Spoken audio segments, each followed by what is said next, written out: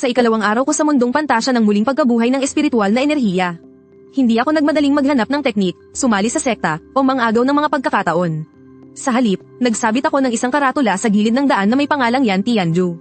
Na may kasamang couplet na, alam ang hinaharap, nauunawaan ang nakaraan. Hinuhusgahan ang yin at yang, tinutukoy ang 5 elemento. Pinagtawanan ako ng mga tao sa buong kalye, sinabing mas malaki pa sa langit ang yabang ng isang batang tulad ko. Pero walang nakakaalam, na sa oras na tumapak sila sa loob ng pintong ito, kahit na ikaw pa ay isang mula sa Lingtai Realm, o isang pinakamataas na dalubhasa mula sa Shenji Realm. Sa loob ng maliit na gusaling ito, ako ang sukdulan at ganap na pinuno. At sa sandaling iyon, 2 babae ang pumasok sa Amber County. Isang magandang ginang, nakasuot ng marangyang damit pang palasyo, pero hindi may tago ang pagkabalisa sa kanyang mga mata. Ang isa naman ay isang dalagita, maputing kasuotan na parang nyebe.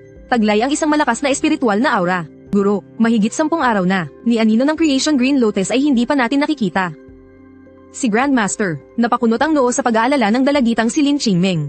PSSST, pabulong na saway ng ginang na si Suzy. Kahit gaano kahirap, kailangan nating hanapin. Bigla, nakuha ng maliit mong gusali ang atensyon ni Lin Qingming.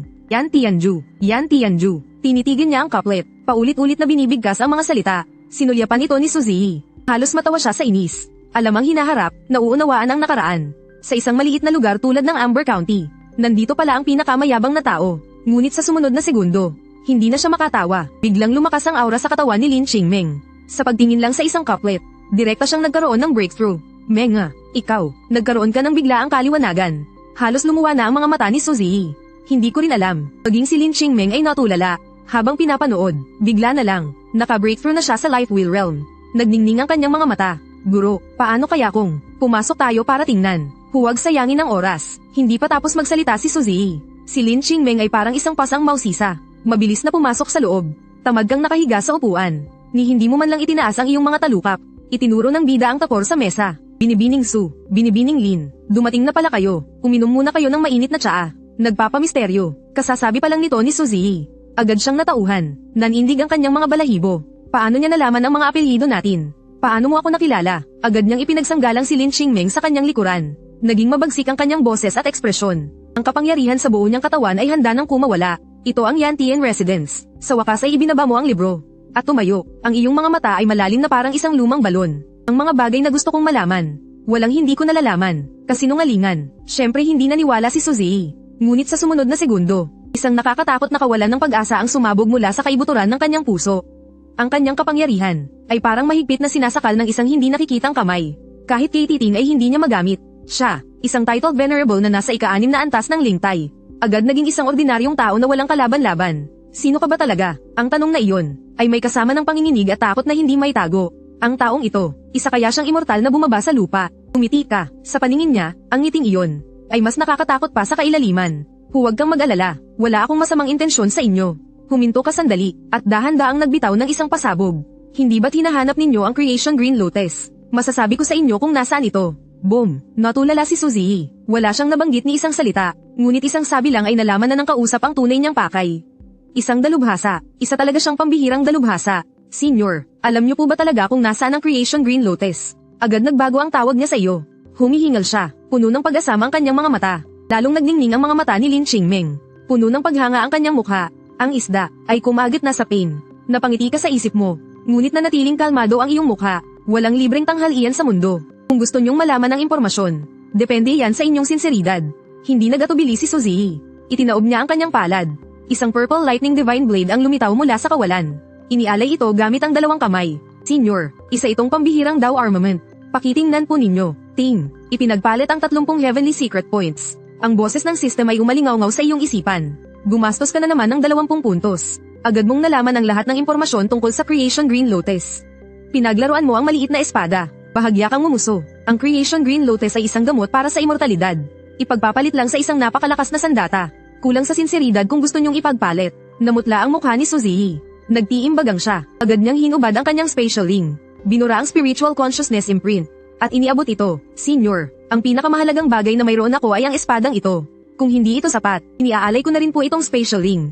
At kung hindi pa rin sapat, mapatla ang kanyang mukha. Wala na po akong ibang magagawa. Master, kumirat ang puso ni Lin Qingming. Iyon na ang lahat ng pag-aari ni Master.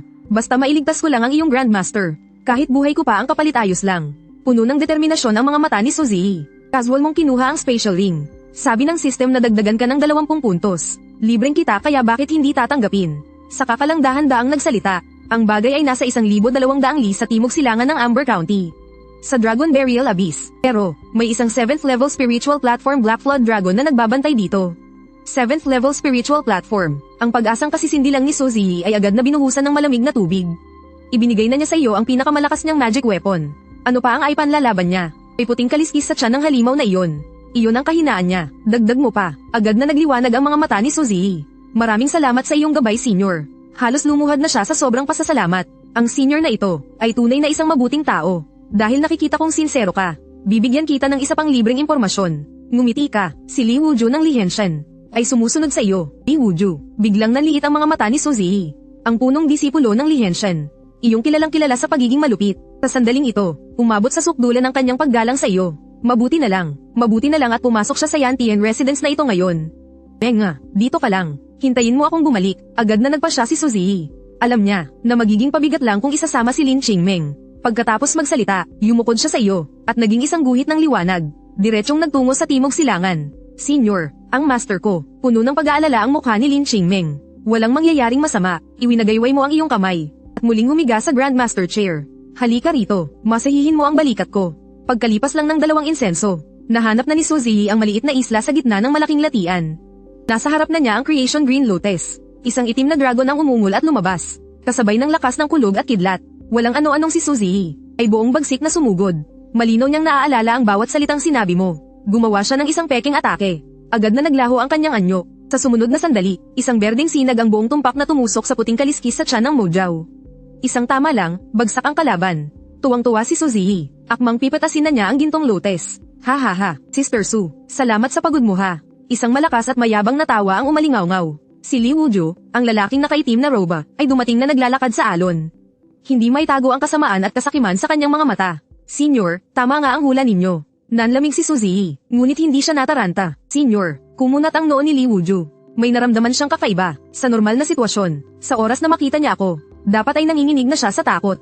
Tigilan mo na ang dada. Ang Creation Green Lotus, akin na yan. Sumabog ang aura ni Li Wuju. Ang kapangyarihan niya ay naging dambuhalang kamay na dumadagasa. Ngunit, nang bumagsak ang dambuhalang kamay, ang anyo ni Suzy ay biglang naging berdeng usok. Tai Shadow Escape Technique, tatakas ka pa ha. Nanlamig ang tingin ni Li Wuju. Agad niyang natukoy ang direksyon ng pagtakas ni Suzy. Kinuha niya ang mga labi ng Mojaw. At mabilis siyang humabol. Isang habulan at takasan. Mas mahina na talaga si Suzy. Ginamit pa niya ang isang lihim na teknik sa pagtakas. Kaya unti-unti siyang nauubusan ng lakas. Nang matano na sa di kalayuan ng Hupo County, nagtiimbagang siya. At muling ginamit ang ipinagbabawal na teknik. Sinunog niya ang kanyang pinakadwa. At naging isang gininto ang sinag ng liwanag. Agad siyang nawala sa paningin ni Li Wuju. Paglipas ng kalahating insenso, ginamit ni Suzy ang kanyang huling lakas. Bumagsak siyang parang bulalakaw sa harap ng pinto ng Yan Tianju. Guro, matagal nang naghihintay si Lin Qingming sa hudyat mo. Agad siyang ay nalalayan papasok. Makalipas ang ilang sandali, biglang dumating si Li Wuda. Ang marahas niyang presensya ay nagpahirap sa lahat sa kalye na huminga. Yan Tianju, kayang hulaan ang mga lihim ng langit. Sinulyapan niya ang karatula, at humalakhak ng malakas. Ang lakas naman ng loob niyang isulat yan. Senior, wala na po talaga akong mapupuntahan. May umagos na espiritual na liwanag mula sa bibig ni Suzy. Ayos lang, ngumiti ka, kliyente kita, dito. Walang sino mang makakagalaw sa iyo. Ang mga tao sa loob, lumabas kayo. Umalingaw-ngaw ang boses ni Li Wuda sa buong eskinita. Si Li Wuda ng Li Hentian, isang titled venerable ng ika-8 antas ng Lingtai, ay nakakilala sa kanya. Mukhang katapusan na ng Yan Tianju. Mahinahon na narinig ang boses mo mula sa pavilion. Nagbubukas ako ng pinto para sa negosyo. Ang kapayapaan ay nagdudulot ng yaman. Kliyente ko na siya ngayon. Umalis ka na, isang hamak na mortal. Naglalakas loob na kalabanin ako. Ngayon, uunahin kong wasakin itong pavilion mo. Naging mabangis ang mukha ni Li Wuda. Lumitaw ang 8 lingtay sa kanyang likuran. Walang kapantay ang kanyang kapangyarihan. At akmang papasok sa Yan Tianju. Ngunit pagtapak pa lang ng isang paa niya sa pasukan. Sa sumunod na segundo, bigla siyang natigilan. Tila tumigil ang oras sa isang saglit. Walang sigaw ng paghihirap, walang pagpupumiglas. Si Li Wuju, isang titled lord mula sa ika-8 antas ng Lingtai. Kasama ang 8 lingtay sa kanyang likuran. Agad na naglaho sa pagitan ng langit at lupa. Walang anumang natira. Katahimikan. Ang buong kalye ay nabalot ng lubos na katahimikan. Halos lumuwa na ang mga mata ng lahat. Bakas sa kanilang mga mukha ang matinding takot. Itong Yantian Residence. Isa itong tirahan ng mga immortal. O isang ipinagbabawal na lugar. Ang binatang iyon, isa siyang immortal na bumaba sa mundo ng mga mortal. Pagpipitagan, pinalitan nito ang lahat ng dating paghamak. Lahat ay nakatingin sa iyong pavilion. Tila nakatingin sa isang banal na templo. Bahagyang nakabuka ang bibig ni Lin Qingming. Nagulat din siya sa iyong malinis at tiyak na pamamaraan. Napakapangyarihan. Sobrang kapangyarihan. Maraming salamat po Senior sa pagliligtas ng aking buhay. Si Suzy ay parehong nagulat at natuwa. Ngunit pagkatapos noon, muling namutla ang kanyang mukha. Kaya lang po, ang guro ni Li Wuju ay ang Sith Head ng Li Hantian. Sa sandaling mamatay siya, agad itong madarama ni Sith Head mo. Iwinagayway mo ang iyong kamay. Pinatigil mo siya sa pagsasalita. Ang mga nalalaman mo, alam ko ng lahat, hindi mo na kailangang ipaliwanag sa akin. Agad na tumikom ang bibig ni Suzy. Nag-init ang kanyang mukha sa hiya, naramdaman niyang para siyang tanga. Oo nga naman, sa harap ng senior na ito, ano na lang ang silbi ng nalalaman niya. Hindi na siya nang ahas pang magsalita, pagkatapos magpaalam, nagmamadaling bumalik sa sekta, pero pinili ni Lin Qingming na manatili. Natuklasan niya, ang pananatili sa tabi mo saglit, ay mas epektibo pa kaysa sa kalahating taon ng pagsasanay sa sekta. Natural na natuwa kang magkaroon ng isang magandang katulong na mauutusan. Matapos silang lahat manirahan, agad kang bumulong sa iyong isipan. System, 50 Heavenly Secret Points. Ilagay mo lahat sa cultivation ko. Boom! Isang hindi mailarawang nakakatakot na kapangyarihan ang biglang pumuno sa iyong buong katawan. Ang iyong katawan ay sumailalim sa isang malaking pagbabago sa isang iglap. Cultivation, Sacred Fetus Realm Perfection, Flawless Body mula sa isang mortal. Isang hakbang patungo sa langit. Isang hakbang patungo sa langit. Ang sarap, komportable kang humiga sa Grandmaster Chair. Pakiramdam mo ay narating mo na ang tuktok ng iyong buhay. Sa pag-aagaw dilim, ang papalubog na araw ay parang ginto. Isang napakalaking masamang hangarin ang dumating na parang madilim na ulap sa lungsod. Binalot nito ang buong Amber County. Sino ang gumalaw sa aking pangunahing disipulo? Lumabas ka at tanggapin ang iyong kasalanan. Isang matandang nakapulang roba ang lumitaw mula sa manipis na hangin. Ang boses niya ay parang kulog. Ang kanyang mga mata ay kasing talas ng agila. Mahigpit na nakatitig sa iyong Yantian residence. Pinuno ng law enforcement seat ng Li Hantian. O Kangming, dumating na. Ang mga manonood ay naghahanda ng makipagusyoso. Ilan sa mga madaldal ay biglang umubo. Sa isang iglap, liwanag ang lumabas sa kanilang 7 butas. Agad na namatay. Ang iba ay natakot na halos mawalan ng kaluluwa. Naging tahimik na parang kuliglig. Ang gobernador ng Amber County, isang domain envoy ng ika-9 na antas ng Lingtai Realm. Mabilis na lumipad palabas. Nagbigay galang sa matandang nakapulang roba. Pinunong mo, ikinararangal namin ang iyong pagdating. Paumanhin sa hindi pagsalubong. Umatras ka. Isang salita ni Mao Kangming ay nagpatigas sa prefecto sa kanyang kinatatayuan. Ang kanyang mukha ay naging kulay ube. Subukan mo pang magsalita ng kahit isang salita. Papatagin ko ang prepektura ng Amber na ito para isama sa libing ng aking pangunahing disipulo. Lantad na ang masamang intensyon ni Mao Kangming. Dahil sa kanyang presensya, ni hindi makaimik sa takot ang prefekto. Tumalikod siya, dahan-daang naglakad patungo sa iyong tirahan ng Yantian. Bawat hakbang ay parang tumatapak sa puso ng lahat. Humakbang siya sa may pintuan at pumasok sa loob ng gusali. Nananatili kang nakaupo sa iyong silya. Masunuryang minamasahe ni Lin Qingming ang iyong mga balikat. Nang makita ang eksenang ito, nag-alab ang galit ni Mao Kangming. Ginalaw mo ang disipulo ko, at nagagawa mo pang magpakasaya ng ganito. Ang bisita mula sa malayo. Maupo ka, iminulat mo ang iyong mga mata, at nginitian siya. Ang impormasyon tungkol sa kanya ay matagal nang malinaw sa iyong isipan. Pangalan, Mao Kangming. Antas ng kultibasyon, ganap na antas ng banal na pananahimik. Pangarap sa buhay, maging isang Diyos. Umupo si Mao Kangming sa iyong harapan. Ang kanyang tingin ay parang patalim. Ikaw ang Panginoon ng tirahan ng Yantian. Ako nga, ang taong gumalaw sa pangunahin kong disipulo. Ay ikaw rin. Ako nga, diretso ang iyong pag-amin. Mabuti, dahil umamin ka na. Kung gayon, pagbayaran mo ito ng iyong buhay. Nagumapaw ang masamang balak ni Mao Kangming. Bigla niyang ginamit ang Lihan Sinjing. Handa nang durugin ang iyong kaluluwa. Sa susunod na sandali, nanigas ang kanyang ekspresyon. Ang kanyang kapangyarihang abot langit ay parang batong lumubog sa dagat. Nawala ng walang bakas. Bahagyang nang inag ang katawan ni Mao Kangming. Ang matinding galit ay agad na nilamon ng labis na takot. Doon lang niya natuklasan ng may sindak.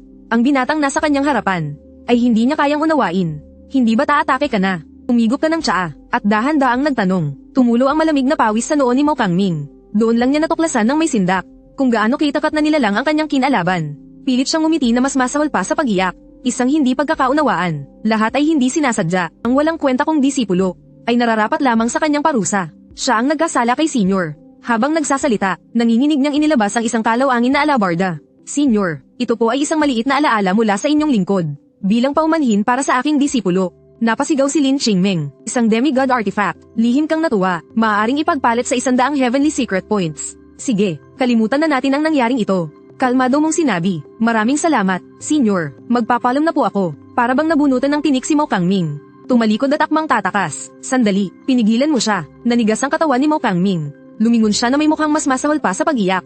Ano pa po ang inyong ipag-uutos, Senior? Pumasok ka pa lang ay nagregalo ka na. Wala akong gagawin. Kung kakalat ito, hindi ba't sasabihin ginagamit ko ang kapangyarihan para mangapi?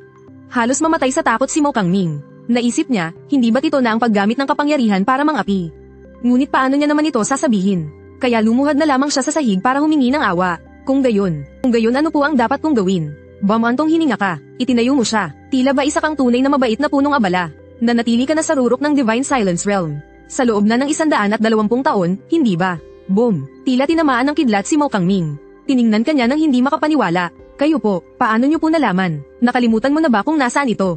Nayanig ang buong katawan ni Mo Kangming. Bigla niyang naalala ang couplet na iyon. Nalalaman ng hinaharap, nauunawaan ang nakaraan. Ang mga lihim ng langit ay masusukat. Ang senior na ito, ay talagang nakakakita sa mga lihim ng langit. Tiningnan mo ang kanyang gulat na itsura. Umiti ka ng napakaliwanag, at nagtanong ka ng dahan-dahan. Gusto mo bang makaakyat sa banal na antas? Sa una ay natigilan si Mo Kangming. Pagkatapos, binalot siya ng matinding kagalakan. Itinulak niya ang upuan, at muling lumuhad sa sahig. Sa pagkakataong ito ay mula sa taos-pusong debosyon at pagnanasa. Pangarap ko po ito kahit sa panaginip. Nakikiusap po ako, senior, na ipagkaloob niyo ang daan. Sa sandaling iyon ang matandang ulo ni Mo Kangming ay malakas na tumama sa malamig na sahig ng Yan Tianju. Tama ka, masyado na siyang matanda, sobrang tanda na humihina na ang kanyang lakas. Kung sa sarili niya lang, walang pag-asang maging isang Diyos. Gusto rin niyang umasa sa mga bagay sa labas. Pero saan naman makakahanap ng banal na gamot? Pinadala si Li Wuda para sundan si Suzy. Hindi ba't para lang naman iyon sa Creation Green Lotus? Nakakatawa, isang hamak na Creation Green Lotus. Paano naman siya matutulungan yon na maging Diyos agad? Gusto mong maging isang Diyos? Makakaasa ka lang sa mga bagay sa labas. Magaan mo itong idineklara, para kang nagsasabi ng isang katotohanan. Alam ko po, puno ng panlulumo ang boses ni Mo Kangming. Ngunit mahirap maghanap ng banal na gamot. Ang banal na gamot na makakatulong sa aking maging Diyos ay napakadalang pa. Mahigit 100 taon na akong naghahanap. Pero wala akong nahanap. Ngayon, dumating na ang iyong pagkakataon. Ngumiti ka, isang ngiting kasing liwanag ng araw. Biglang nagangat ng ulo si Mo Kangming. Kumislap ang kanyang malabong mga mata. Tila isang taong nalulunod na kumapit sa huling dayami. Senior, bigyan niyo lang po ako ng malinaw na daan. Ibibigay ko ang lahat, kahit ibenta ko pa ang lahat ng pag-aari ko gagawin ko. Tumikim ka ng may kasiyahan. Hindi na sayang ang lahat ng laway mo. Ang senior na ito, sa wakas ay nagka-interes na. Heavenly calculation, nagutos ka sa iyong isipan. Hanapin mo para sa akin. Sa rehiyong ito ng Southern Wasteland. Nasaan ang banal na gamot o pagkakataon na makapagpapaging Diyos sa isang tao? Ding! Agad na tumugon ng isang malarobot na boses. Kumpleto na ang paghahanap. Mayroong 27 lokasyon na tumutugma. Buzzhow Divine Mountain. Kinakailangan ng 200,000 Chonji points para malaman ang eksaktong lokasyon. Libingan ng 100 Battles Saint King. Kinakailangan ng 30,000 Chonji points para malaman ang eksaktong lokasyon. Kunlun Valley. Kinakailangan ng 1,200 Chonji points para malaman ang eksaktong lokasyon. Tinitingnan mo ang mahabang listahan. Namamanhid ang anit mo. Ang mga lugar na ito ay mga pagkakataong hindi pa natutuklasan. Sinong nakakaalam kung ilan pa ang nakatago sa buong Yuan Realm? Babalikan ko na lang kayo sa susunod. Nag-iisip ka sa iyong sarili. Sa ngayon, ikaw na lang. Ang pinakamurang Kunlun Valley. Muling bumalik ang iyong tingin kay Mo Kangming. Ang makahulugang ngiti na iyon. Nagpatindig ng balahibo niya. Senior, kayo, may paraan na po ba kayo? Maingat niyang tanong. Umubo ka ng isang beses. Inayos mo ang iyong pagkakaupo, na may seryosong mukha. Ang takbo ng kapalaran, ay nasa aking mga palad lamang. Ang isang simpleng paraan para maging Diyos. Ano lang ba yan? Tandaan mo, dito sa Yantian Residence, walang bagay na hindi ko alam. Pakiusap senior, gabayan niyo po ako. Nanginginig sa tuwa ang buong katawan ni Mo Kangming. Pero hindi ka na nagsalita. Nakasandal ka lang sa iyong engranding silya. Pitikal na tinatapik ng iyong hintuturo ang patungan ng braso. Pinapanood mo siya na may pilyong ngiti. Biglang tumahimik ang paligid. Biglang natauhan si Mo Kangming. Oo nga pala, walang libre sa mundo. Naging pabaya po ako. Nagmamadali siyang kumuha ng isang banal na espada mula sa kanyang dibdib. Inialay gamit ang 2 kamay. Senior, ito po ang semi-divine artifact na aking ginawa. Sana po ay inyong tanggapin. Nagliwanag ang mga mata ni Lin Qingming. Isa na namang semi-divine artifact. Banal na espadang Liuli. Semi-divine artifact. Nagkakahalaga ng 200 heavenly secret points. 200 puntos lang. Kumunat ang iyong noo. Ang pagsisiyasat lang sa Kunlun Valley ay 1,200 na. Idagdag pa ang bayad sa hirap mo sa pagbubunyag ng sikreto ng langit sa kabila ng panganib. Itong kakarampot na bagay, pinaglalaroan mo ba ako? Nang makita kang sumimangot, ang puso ni Mo Kangming. Salita sa salita, ay agad na lumubog. Nagtiimbagang siya. Hinubad ang nakungring mula sa kanyang daliri. At iniabot ito. Senior, ito na po ang lahat ng aking naipon. Sinuri ito ng iyong isipan. Mayroon pang 2 semi-divine artifact sa loob. Isang tumpok ng mga Pyldores at espiritual na yaman. Kung susumayin, 800 puntos. Sa kabuuan ay 1,000 puntos lamang. Kulang pa para sa bayad sa pagsisiyasat. Sa ilalim ng mga banal na Diyos. Lahat ay mga langgam. Walang emosyon ang iyong boses. Mukhang, naiintindihan mo pa rin ang bigat ng mga salitang ito. O kaya naman, sa tingin mo ba'y hindi sulit ang impormasyon ko sa halagang ito? Hindi po ako nangangahas. Pinagpawisan ng malamig si Mo Kangming sa takot. mga material na bagay, wala nang mas mahalaga pa kaysa sa sariling lakas. Ngumiti ka, biglang nagbago ang usapan. Isa pa, kung sakaling mali ang impormasyon ko sa Yantian residence, pwedeng-pwede kang bumalik sa akin. Ang gamit mo, ibabalik ko sa iyo nang walang bawas. Mapait na ngumiti si Mo Kangming. Bumalik, maglalakas loob ba siya, mula nang pumasok siya sa pintong ito. Wala siyang naging isang segundong kapayapaan. Muntik na siyang mamatay, kung sakaling peking balita ito. Maliban sa tiisin na lang ang sama ng loob. Ano pa ba ang magagawa niya? Pero, paano kung totoo pala, isang hakbang patungo sa langit, maging isang Diyos, lubos na hahaba ang buhay. Hindi mo rin siya minamadali, tahimik mo lang siyang pinapanood sa kanyang panloob na debate. Matagal mo nang nakalkula ang lahat, hindi pa niya inilalabas ang kanyang huling baraha. Itataya ko na, sa wakas, si Mo Kangming ay parang isang taong determinado na gumawa ng isang malaking desisyon. Namumula ang kanyang mga mata. Nanginginig niyang kinuha mula sa kanyang Zepho Space ang isang matingkad na dilaw na scroll. Ang imperial na aura na nagmumula sa scroll na iyon ay nagpayanig sa buong Yantian residence. Senior, ito ang national technique ng Great Zhou Divine Dynasty, ang Ming Wang Zhu Ando Heart Sutra. Kahit na ito ay isang fragment lang, isa pa rin itong saint level na heart technique. Hinihiling ko ang iyong pagsusuri, Ming Wang Zhu Ando Heart Sutra. Nagkakahalaga ng 600 heavenly secret points. Ayos na, napaisip ka, isang fragment lang ay nagkakahalaga na ng 600 puntos. Ang teknik na ito ay talagang pambihira. Ang nasa gilid na si Lin Qingming ay nanunood ng may matinding emosyon. Itong matandang to, itinago ang pamamaraan ng pantas sa sarili niyang katawan. Hindi kailanman ipinasa sa sekta. Talagang isang napakasakim na tao. Ito na nga ba, casual mong kinuha ang balumbon. Sa wakas ay lumitaw ang isang kontentong ngiti sa iyong mukha. Kapatid na Mo, sa totoo lang, ang pag-alam sa lihim ng kalangitan ay may parusa mula sa langit. Kung hindi ay hindi ako maniningil ng ganito kamahal. Pero sinisigurado ko, sulit na sulit talaga. Pagkasabi niya noon, ang lahat ng kayamanan sa iyong kamay ay agad na naging mga tuldok ng liwanag. Kabuuan, 1,700 puntos ng lihim ng langit. Nagdiwang ang iyong puso sa tuwa. Isang Mo Kangming ay katumbas ng 60 suzi. Sinasabi ko na nga ba, mas malaki talaga ang makukuha sa mga matatandang ito. Sa pagkakataong ito, napakalaki ng kita, banal na kalkulasyon ng langit. Hanapin ang lahat ng impormasyon tungkol sa Kunlun Valley. Ibabawas ang 1,200 puntos ng lihim ng langit. Matagumpay ang paghahanap. Kunlun Valley, mga guho ng Kunlun Sect 1,300 taon na ang nakalipas. Isang Diyos ng kalangitan ang bumagsak sa loob. Ang banal na esensya ay nag-alaga sa hari ng mga gamot. Makalipas ang 1,000 taon, naging isang banal na gamot na ito. 7-star Heavenly Treasure Divine Lotus. Kainin ang 7 buto ng lotus. Maaaring magbagong anyo, at maging isang Diyos kaagad. Ang lambak na ito ay porma sayon ng espada ng dakilang 5 elemento. Binabantayan, karagdagang bigay, porma sayon ng espada ng dakilang 5 elemento.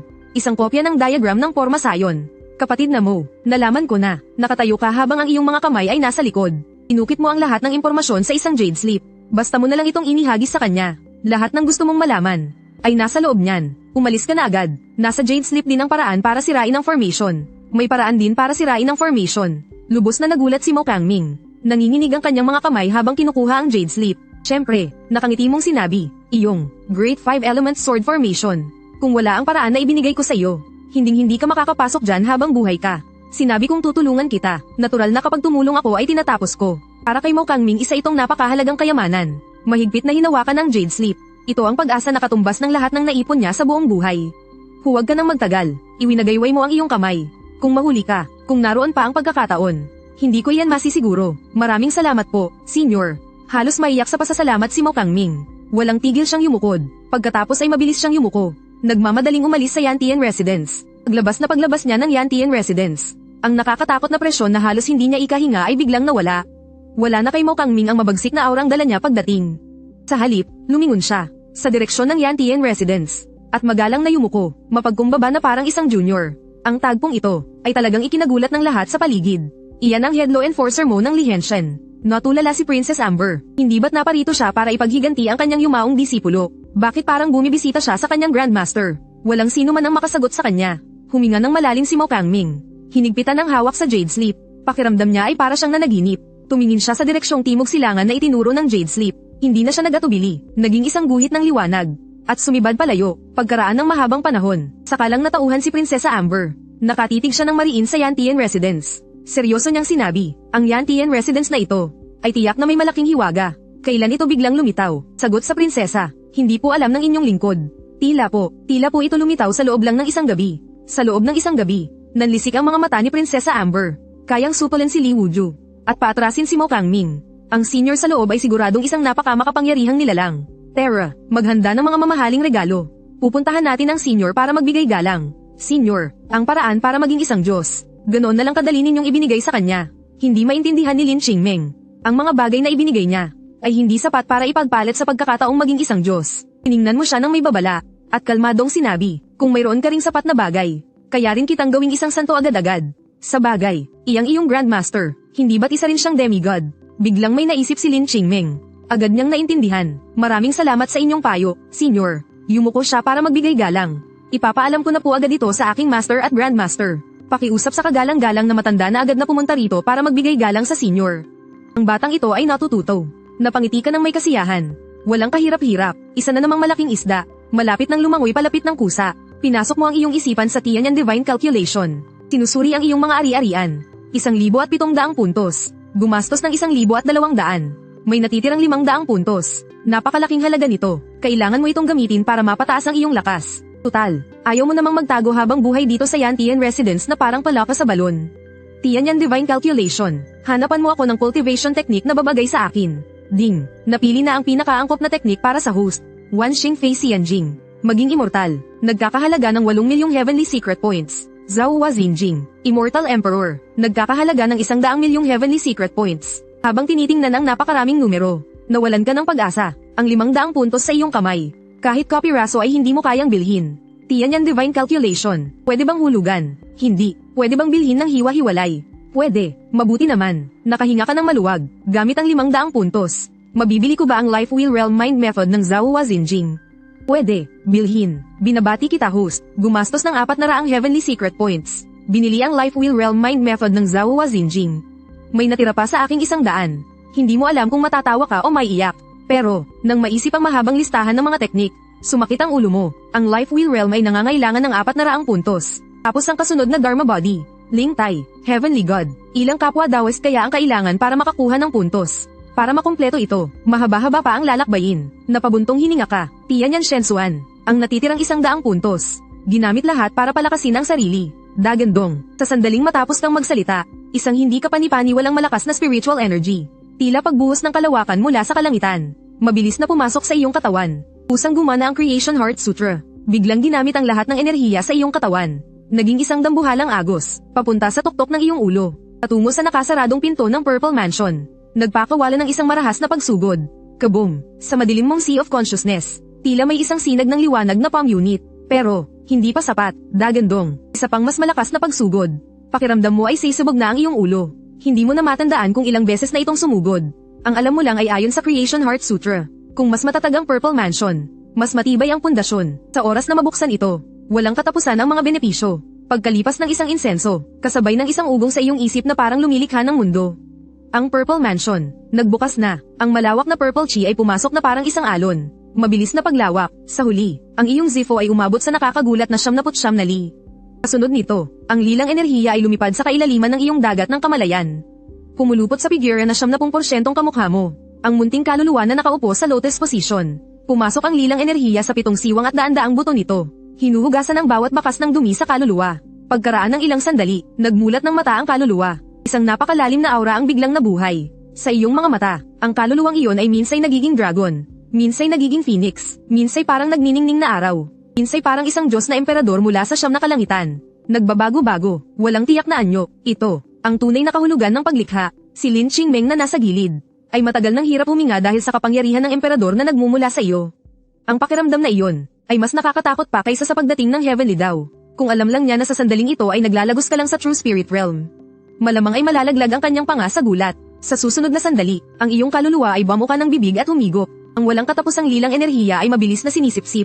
Lumaki ang kaluluwa sa bilis na nakikita ng mata. Isang chi. Sa huli, nang ang lahat ng lilang enerhiya ay napino. Ang iyong kaluluwa ay umabot sa taas na 49 na zang siyam na chi at siyam na kon. Sa kalang ito halos huminto. Ang paraan ng langit ay 49. Isa ang nakatakas. Ito ang sukdulan ng True Spirit Realm. Mula noon hanggang ngayon, ang mga nakakaabot sa yugtong ito ay pawang walang kapantay na henyo. Ngunit ikaw ay ginugol lang ang 3 shichen. Sayang, minulat mo ang iyong mga mata. May bahid ng panghihinayang na sumilay. Naubos na ang lakas ng 100 Chonji points. Sakto lang na natigil sa kaganapan ng True Spirit Realm. Upang maabot ang Fate Wheel Realm, isang hakbang na lang ang kulang. Senior, nagpapalakas po ba kayo kanina? Maingat na nagtanong si Lin Qingming. Napangiti ka, may naramdaman ka, nag-ensayo lang ako ng kaunti. Manatili ka rito ng matagal-tagal. Kung mauunawaan mo ang kahit isang hiwaga ng lugar na ito, Hindi magiging problema ang paggala sa Yuan World. Agad na nagningning ang mga mata ni Lin Qingming. Agad siyang naglakad-lakad sa loob ng Yantian Residence. Para siyang hamster na naghahanap ng kayamanan. Sa sandaling iyon, itinaas mo ang tasa, tumingin ka sa direksyon ng pintuan. May panibagong kliyente na naman. Dumating si Princess Amber, bahagyang nakayuko ang kanyang katawan. Sa likod niya ay isang commander na may hawak na kahon ng jade. Ang kanyang ekspresyon ay sukdulan ng paggalang.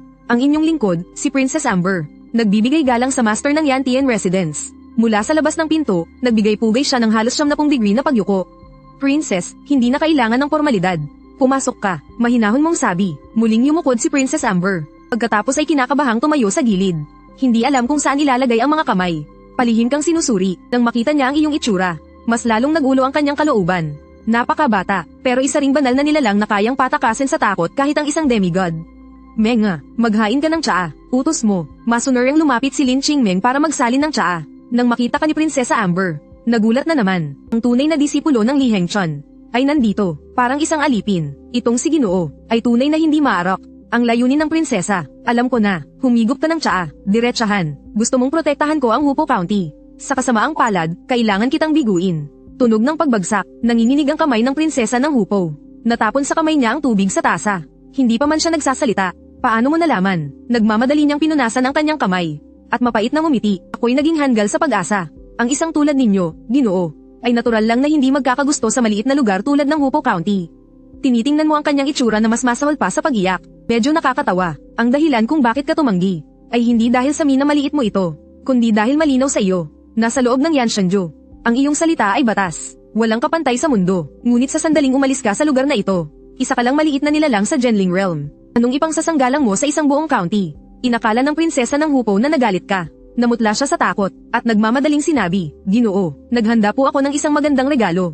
Ito ay ang Tianxing Divine Iron. Sana po, Ginoo, Tianxing Divine Iron. Napangiti ka, ang banal na metal para sa pagpapanday ng mga banal na sandata. Kahit ang mga Diyos ay matutukso. Tama ba? Direkta mong sinabi ang mga inihanda niyang salita. Agad na natigilan si Prinsesa Amber. Namumula ang buong mukha, wala ni isang salitang masabi. Pakiramdam niya para siyang isang payasong walang damit sa harap mo. Lahat ng iniisip niya ay kitang-kita mo. Senior, hindi maarok ang iyong pamamaraan. Ang abang lingkod, suko na, sumuko na siya sa pagpupumiglas. Sayang nga lang, hindi ako isang Diyos. Makabuluhan mong sinabi, hindi isang Diyos. Huwag mong sabihin, isang santo. Nagumapaw sa tuwa ang puso ni Prinsesa Amber. Ngunit sa isang iglap, muli siyang nawalan ng pag-asa. Isang santo, paano naman magkaka-interes sa maliit na bagay na ito?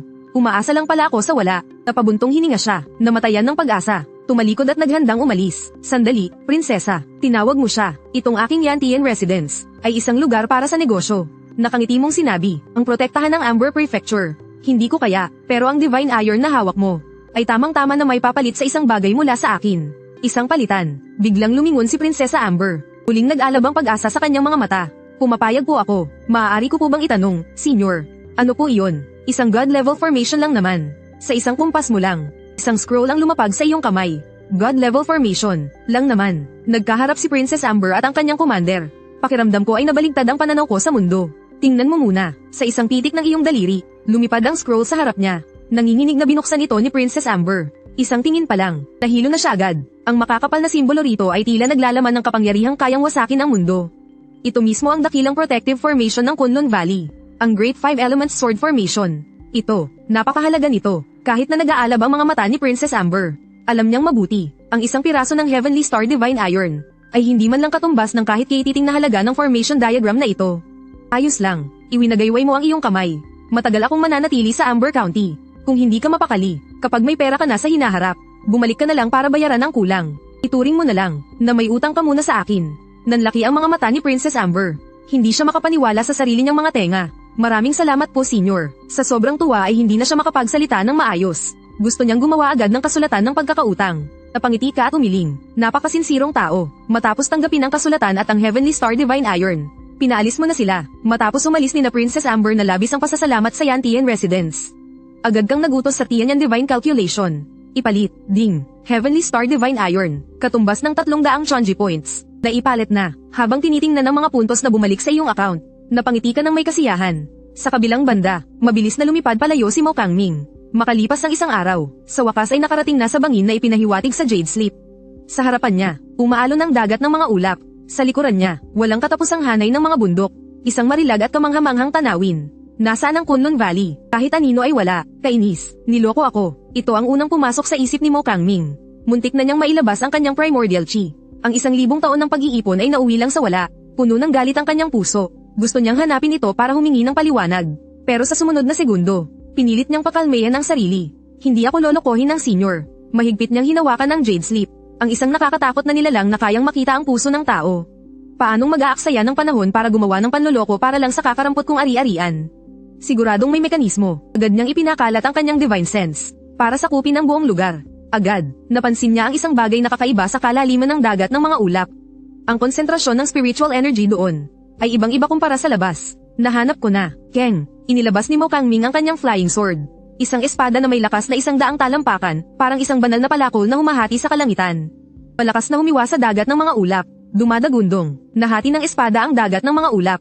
Isang malaking bitak sa kalawakan ang lumitaw sa himpapawid. Isang spiritual energy na 100 beses na mas puro kaysa sa Lihan Tian Holy Land ang sumabog na parang bulkan.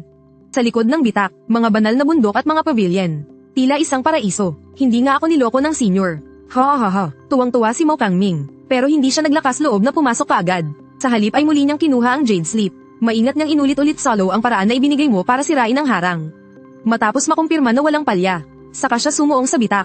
Pagkapasok niya, agad na humandar ang sword formation. 5 banal na liwanag ang pumailan lang sa langit.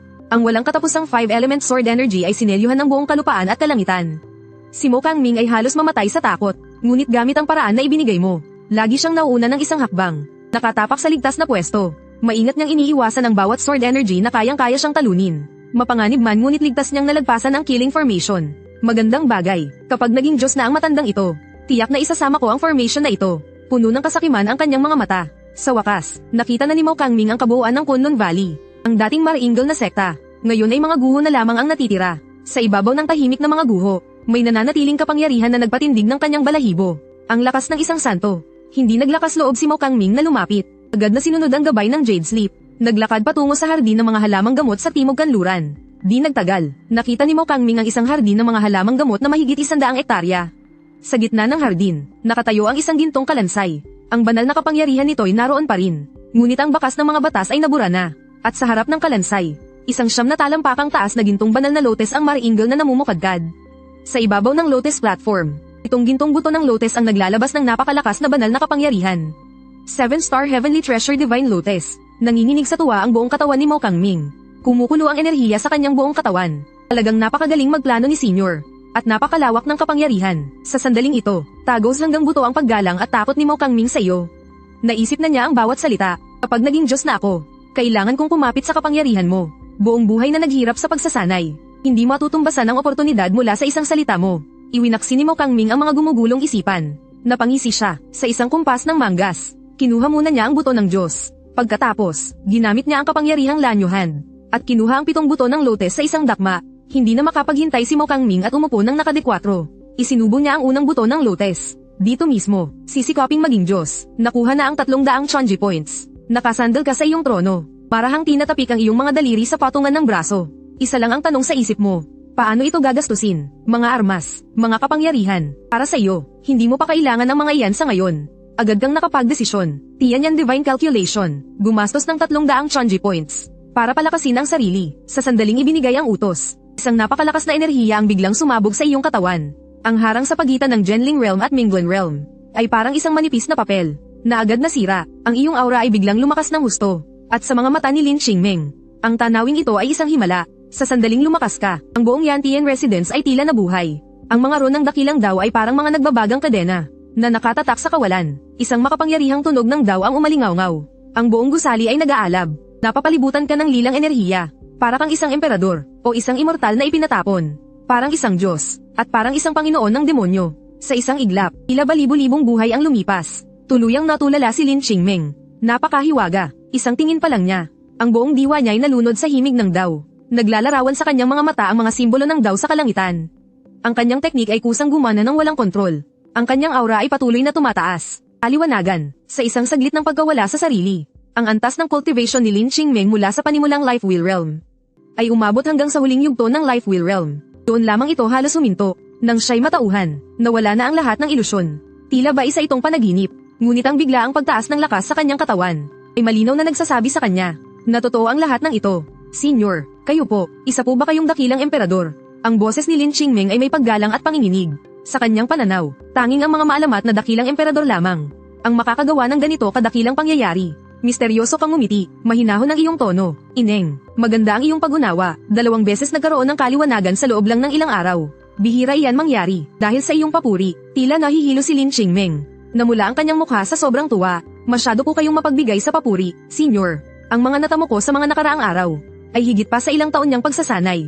Neng, sa mga kabataan dito sa Southern Wilderness, sino ang pinakamalakas? Casual mong itinanong. Napakunot noo si Lin Qingming habang nag-iisip. Siguro si senior brother Yu Qing ng ating Lihenshen. 23 taong gulang na siya. Isa na siyang titled venerable ng Ling Tai Realm. Ang pinakamalakas na kabataan sa ibang malalaking sekta. Malamang ay kasinlakas niya rin. Ngumiti ka, mukhang itinatago ng mga sektang ito ang kanilang tunay na lakas. May isang ideyang pumasok sa isip mo. Kung gagawan natin ng rangkang ang mga kabataang ito, siguradong magiging napaka-interesante yun. Siyempre, hindi sapat ang mga puntos ngayon. Ang alamin ng lahat ng henyo sa buong Southern Wasteland ay mangangailangan ng napakalaking halaga. Pero, kapag naitanim na ang binhi ng isang ideya, sisibol din ito sa lalong madaling panahon. Munting dalaga, magsanay kang mabuti. Tinapak mo ang kanyang balikat, na may misteryosong mukha. Sa listahan sa hinaharap, may pwesto para sa iyo. Listahan. Naguguluhan si Lin Qingming. Ding. Sa sandaling iyon, umilo ang communication jade talisman sa kanyang mga braso. Hindi mo na hinintay na magsalita siya. At nalaman mo na ang lahat. Dumating na ang iyong Grandmaster. Napakatalino ninyo, senior. Nagulat at natuwa si Lin Qingming. Lubos nang gumaling si Grandmaster matapos inumin ang Creation Green Lotus. Papunta na siya at si Master dito sa Amber County. Para personal na magpasalamat sa inyo. Hindi nawala ang iyong ngiti. Pero may isa pang ideyang pumasok sa isip mo. May isa na namang malaking isda ang nabingwit. Sa pagkakataong ito, kailangan kong kumita ng malaki. Kasabay nito, 8,000 milya ang layo mula sa Amber County. Isang gintong bangka na may ukit na dragon at phoenix ang lumitaw sa himpapawid. Hindi may tatago ang aura ng isang maladyos na artifact. Sa unahan ng bangka, magalang na nakatayo si Suzy sa tabi ng isang babaeng nakaberde. Ang babaeng nakaberde ay may mukhang parang dalaga, pero ang kanyang mga mata ay sinlalim ng kalawakan. Tila ba naranasan na niya ang libo-libong taon. Ang buong pagkatao niya ay parang isang bundok ng yelo. Naglalabas ng aura na nagsasabing huwag lumapit. Bigla, nanginig ang katawan ng babaeng nakaberde. Sa hindi maipaliwanag na dahilan, naramdaman niyang may isang pares ng matang nakatitig sa kanya. Master, 8,000 lina lang at makakarating na tayo sa Amber County. Sabi ni Suzy, yung Yan Tianjuzu na iyon. Ganoon ba talaga siya kagaling? Tanong ni Chi Qingxi. Napakaganda ng kanyang boses, pero wala itong bahid ng emosyon. Sanay na si Suzy. Sa loob ng 100 taon, hindi pa niya nakitang naging mabait ang kanyang master kahit kanino. Master, kaya niyang hulaan ang lahat. Hindi maarak ang kanyang kakayahan. Kung makakakuha tayo sa kanya ng impormasyon tungkol sa pagiging Diyos ninyo. Sulit na iyon, Yan Tianju. Paulit-ulit na binigkas ni Chi Qingxi ang mga salitang iyon sa kanyang isip. Walang ekspresyon sa kanyang mukha, mabilis na umabante. Ilang sandali ang lumipas, lumapag ang gintong bangka ng dragon at phoenix sa himpapawid ng Amber County. Ang malakas na puwersa ay nagpakilabot sa County Lord ng Amber sa kanyang mansyon. Ang gintong bangka ng dragon at phoenix. Iyan ang babaeng may kakaibang ugali mula sa Lihantian. Agad niyang naunawaan ang sitwasyon. Sa takot ay hindi siya naglakas loob na magpakita. Nagbibiro ba kayo? Nung dumating si Mo Kangming, naglakas loob pa siyang pumunta para makipag-usap. Pero ang babaeng ito, wala man lang siyang lakas ng loob na lumapit. Isa siyang napakalakas na karakter na walang emosyon. Ang malamig na tingin ni Chi Qingxi ay dumaan sa Amber County. Sa unang pagkakataon ay nagkaroon ng bahid ng pagtataka sa kanyang tono. May itinatayong formation sa lungsod na ito. Napansin din ito ni Suzy. Lahat ng cultivator sa lungsod ay abala sa paghahakot ng mga materyales. Hindi simple ang formation na ito. Hindi simple ang formation na ito. Pambihira ang kaalaman ni Chi Qingxi. Kapag ito ay naitayo na, kahit ako, ay hindi maglalakas loob na basta-basta pumasok. Wala siyang interes sa formation. Ang mahalaga sa kanya, ay ang master lamang ng Yantian Residence. Lumapag silang dalawa sa harap ng Yantian Residence. Ang tingin ni Chi Qingxi ay napako sa karatula. Isang bahid ng gulat ang dumaan sa kanyang magagandang mata. Ang lugar na ito, ay may sariling mundo, hiwalay sa langit at lupa. Ang mga disenyo sa haligi ay parang likas na nabuo. Sa isang tingin pa lang, pakiramdam mo ay hinihigop na ang iyong kaluluwa. Ang master ng Yantian Residence, ay tunay ngang isang pambihirang nilalang. Naging seryoso ang tingin ni Chi Qingxi. Master, huwag na huwag ninyo siyang mamaliitin. Agad na nagpaalala si Suzy. Dahil natatakot siyang maulit nito ang sarili niyang pagkakamali. Pumasok na tayo. Pumasok si Chi Qingxi sa Yantian Residence. Pagkapasok sa pinto, napatigil siya sa paglakad. Ang lahat ng kanyang kapangyarihan, pati na ang kanyang divine sense, ay agad na napigilan ng tuluyan. Para siyang naging isang ordinaryong tao. Ito ay isang pagpapakita ng lakas. Pinaalala na ito sa kanya ni Suzy. Kaya nakahanda na siya. Hindi pa rin nagbago ang kanyang ekspresyon. Kapatid na Chi, ikinagagalak kitang makilala. Tinitingnan mo ang dalawa. Inilahad mo ang iyong kamay para imbitahan sila. Minom muna kayo ng mainit na tsaa. Grandmaster, si Lin Qingmeng ay tumakbo na parang isang maliit na ibon. At buong paglalamang na kumapit sa braso ni Qi Qingxi. Sa malamig na mukha ni Qi Qingxi. Sa wakas ay lumitaw ang isang mapagmahal na ngiti. Hinaplos niya ang buhok ni Lin Qingmeng. Menga, hindi ka naman siguro ng gulo sa Residence Master. Nakatingin lang si Su Ziyi sa gilid. Medyo nakaramdam siya ng inggit. Ang ngiting iyon, bihira niyang makita iyon. Talagang ang mas malambing ang mga lola. Hindi po, para magpasikat ay ginamit ni Lin Qingmeng ang Li Henzrinjing. Grandmaster, tingnan niyo po, nasa huling yugto na ako ng Life Wheel Realm. Mas magaling ka pa sa akin noong kapanahunan ko. Nakangiting sabi ni Qi Qingxi. Pagkatapos ay lumingon siya sa iyo. Nagbigay pugay siya. Residence Master, maraming salamat sa pag-aalaga mo kay Menga. Tungkol naman sa Creation Green Lotus, salamat din sa gabay ng Residence Master. At natalo mo pa si Li Wuju. Para iligtas si Ziyi, ang half-divine artifact na ito, ay ang aking regalo ng pasasalamat. Pagkasabi niya noon, isang madilim na liwanag ang lumipad mula sa kanyang Zifo. Bahagyang nagbago ang kanyang ekspresyon. Dito, malinaw na pinigilan ang kanyang kapangyarihang mahika. Pero ang sandatang ito ay nailabas niya nang walang anumang hadlang. Iisa lang ang posibleng dahilan. Ang bawat kilos niya, ay nasa ilalim ng iyong kontrol. Yan Tian Residence Master, talagang hindi maarok, sabi niya sa kanyang sarili. At sa sandaling ito, ang lahat ng impormasyon tungkol sa kanya ay malinaw na lumitaw sa iyong isipan. Pangalan, Qi Qingxi. Antas ng cultivation, perpektong divine silence realm, cultivation technique, fragment ng supreme emotionless daw. Hiling, bawiin ang pagkakautang ng dalawang grand elders ng Lihan Tianzhou at ni Mo Kangming.